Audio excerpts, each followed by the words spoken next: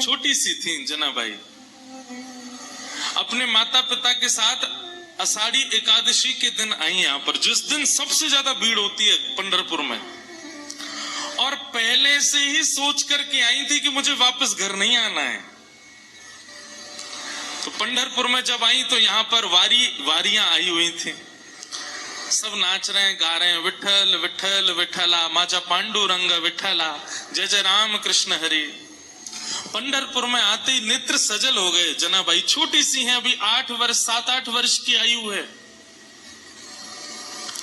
जनाबाई आई और यहाँ भीड़ में अपने माता पिता की उंगली पकड़ करके घूम रही थी, और वारी में जब आगे पीछे लोगों के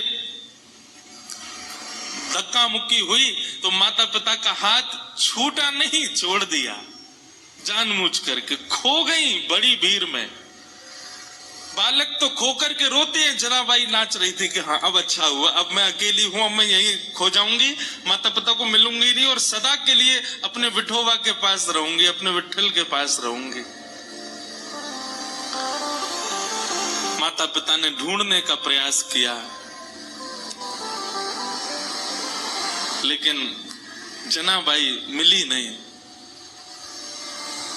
जनाबाई प्रसन्न है, क्योंकि उनका परिवार तो श्री पंढरपुरी है ना। माता पिता बिछुड़ गए, मेला में छूट गए पीछे, लेकिन जनाबाई इस बात से दुखी नहीं है। बोले क्यों? बोले मेरे माता पिता तो विठल रखुमाई है, मेरी बहन तो चंद्रभागा है। ये सब संत महापुरुष जो उछल उछल करके राम कृष्ण हरि कीर्तन कर रहे हैं, ये सब मेरे भाई बंधु हैं, यही मेरा परिवार है, मैं अब इन्हीं के बीच में रहूंगी। जनाबाई बताओ, बिछुड़ने पर प्रसन्न हो रही है, खो गई है मेले में, चंद्रभागा नदी के तट पर बैठी हैं। लेकिन 1 दिन 2 दिन 3 दिन 4 दिन बीत गए। बहुत भीड़ होने के कारण जनाबाई को ठाकुर जी का दर्शन नहीं हुआ। चंद्रभागा के तट पर जाकर के बैठी हैं और जाकर के अपने हृदय पर हाथ रख के कह रही हैं, अरे मेरे बिट्ठूवा, अरे मेरे बिट्ठू राय, कब मिलोगे? तुम्हारे लिए सब छोड़ करके आ गई मैं। मीराबाई का भाव है ना, भाई छोड़िया बंधु छोड़िया, छोड़िया जग सोए, साधुअन संग बैठ बैठ, साधुअन संग बैठ बैठ, लोक लाज खोई रे, मेरे तो गिरधर गोपाल, दूसरो न कोई, दूसरो न कोई।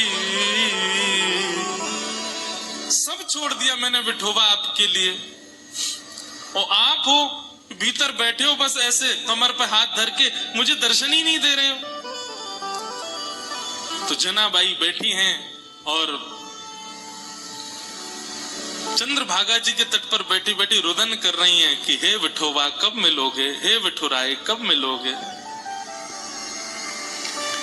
तभी उनके रुदन के स्वर को एक महापुरुष ने सुना, श्री नामदेव जी के पिताजी। उन्होंने जब सुना तो कहा, लाली हम तुझे दर्शन कराएंगे, जब तक तो चल हमारे घर ही चल, वहां रह के कुछ खान पान करना, भोजन इत्यादि कर लेना, अच्छा सुख मिलेगा। जनाबाई उनके साथ चली गई घर। वहां पर नामदेव जी महाराज और बड़े बड़े कीर्तनकार कीर्तन कर रहे थे।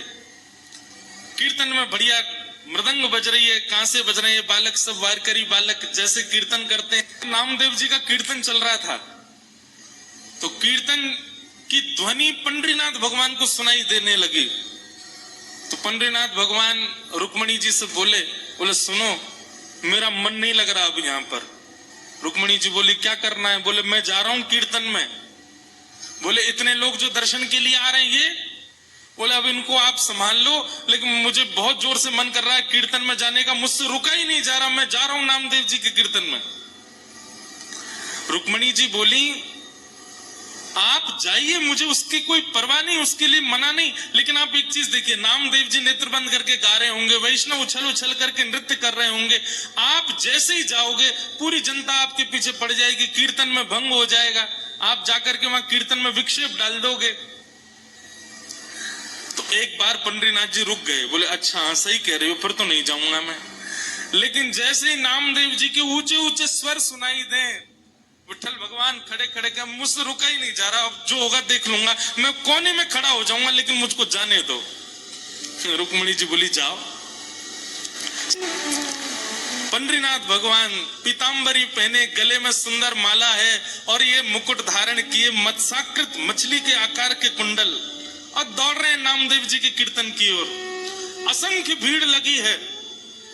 ठाकुर जी ने सोचा कहीं विघ्न ना आ जाए, तो बाहर खड़े हो गए और जहां से केवल नामदेव जी की झलक दिख रही है, कीर्तन हो रहा है, सब नाच रहे हैं, वहीं से ठाकुर जी देख रहे हैं और देख करके वहीं झूम रहे हैं। इतना आनंद ठाकुर जी को आ रहा है। लेकिन झूमते झूमते झूमते झूमते ठाकुर जी को सुध बुध नहीं रही और ठाकुर जी तो कोने से भीड़ में आ गए। अब जैसे ही ठाकुर जी आए, लोगों को कस्तूरी की सुगंधी आने लगी, बढ़िया। पीछे मुड़ मुड़ करके देखा, साक्षात पंडरीनाथ भगवान खड़े हैं। अब तो महाराज नाचना गाना सब भूल गए, सब मार्ग देने लगे और ठाकुर जी नाचते नाचते भीतर प्रवेश कर रहे हैं।